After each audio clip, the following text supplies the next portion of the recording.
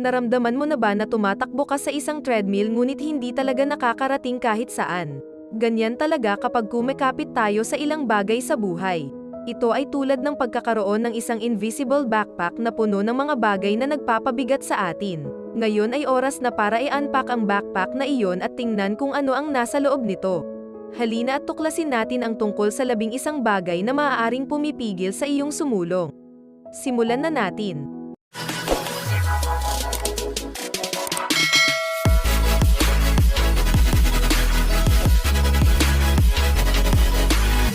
Isa, pag-iisip sa mga nakaraang pagkakamali. Naranasan mo na bang i-replay ang isang pagkakamali sa iyong ulo tulad ng isang masamang pelikula na paulit-ulit?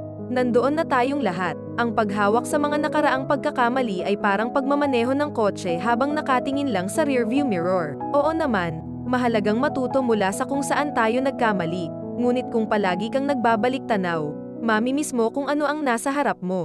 Ang mga pagkakamali ay hindi hadlang, bahagi lamang ito ng paglalakbay. Ang susi, matuto, patawarin ang iyong sarili, at pagkatapos ay ibalik ang iyong pagtuon sa hinaharap. Lahat ito ay tungkol sa pagsulong, hindi sa pananatiling natigil sa kung ano ang maaari o dapat. 2. Takot sa pagbabago. Dati ay sobrang takot ako sa pagbabago.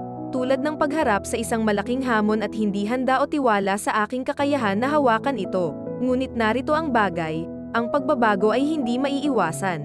Ang pagkapit sa magandang nakaraan o ang kaginhawaan ng pamilyar ay maaaring pakiramdam na ligtas, ngunit ito ay tulad ng pag-upo sa isang kiddie pool magpakailanman. Ang pagtanggap sa pagbabago, kahit na hindi ito komportable sa una, ay nagbubukas sa iyo ng mga bagong karanasan, paglago, at mga pagkakataon.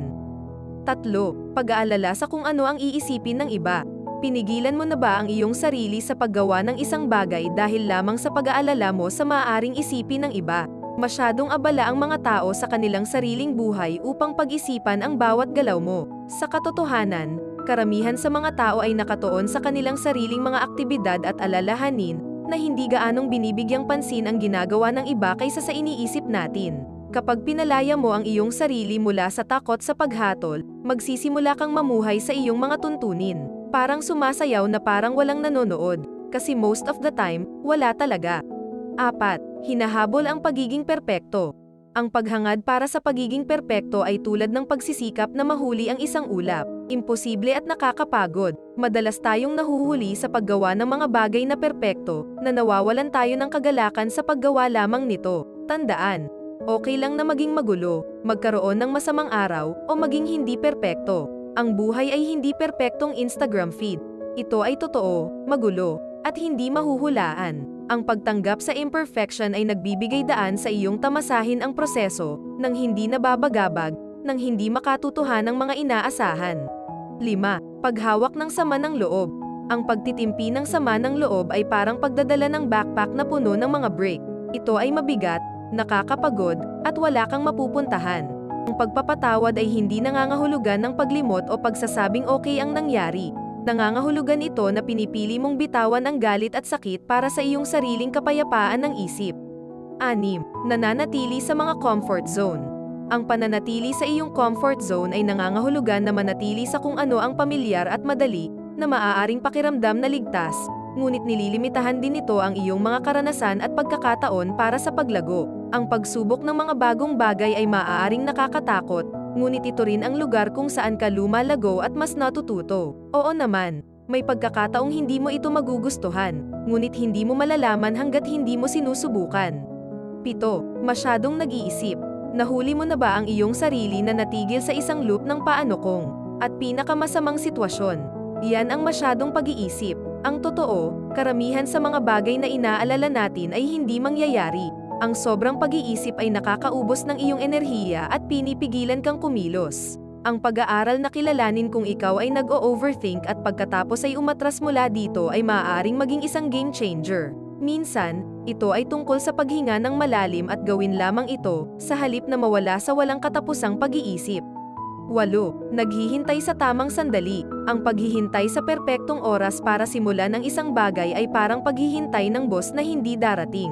Dati naghihintay ako ng tamang sandali para magsimula ng mga proyekto, napagtanto ko na ang tamang sandali ay madalas na ngayon. Ang buhay ay hindi mahuhulaan, At ang paghihintay para sa lahat ng bagay na maging maayos ay isang tiyak na paraan upang hindi makapagsimula. Tulad ng gustong lumangoy ngunit naghihintay na maging tama ang temperatura ng tubig. Minsan, kailangan mo lang sumisid at mag-adjust habang nagpapatuloy ka. Pagbabaluala sa iyong kalusugan. Ang pagpapabaya sa iyong kalusugan ay maaaring makapinsala sa katagalan. Sa una, maaaring hindi ito mukhang malaking bagay, ngunit sa paglipas ng panahon, maaari itong magdulot ng mas malalaking problema. Ang pagkain ng junk food, paglaktaw sa pag-eehersisyo, o kawalan ng sapat na tulog ay maaaring hindi masama sa ngayon, ngunit naaabutan ka nito. Ang pagtrato sa iyong katawan ng tama ay hindi lamang tungkol sa pagiging maganda. Ito ay tungkol sa pakiramdam na mabuti at magagawa ang lahat ng bagay na gusto mo. 10. Pagpapabaya sa personal na paglago. Ang personal na paglago ay susi sa pagsulong sa buhay. Ito ay hindi lamang tungkol sa tagumpay sa karera. Ito ay tungkol sa pagiging isang mas mahusay, mas matalino, at mas ganap na tao. Ang pagbabasa ng mga libro, pag-aaral ng mga bagong kasanayan, o kahit na pagmuni-muni lamang sa iyong mga karanasan ay nakakatulong sa iyong umunlad. Ito ay tulad ng pagdidilig ng isang halaman, kailangan nito ng kaunting atensyon upang lumago at umunlad. 11. Hindi nabubuhay sa sarili mong buhay. Ang pamumuhay ng iyong buhay batay sa mga inaasahan ng iba o mga pamantayan ng lipunan ay nagreresulta sa hindi pagiging tunay na masaya. Ito ay hindi komportable at ito ay hindi ikaw.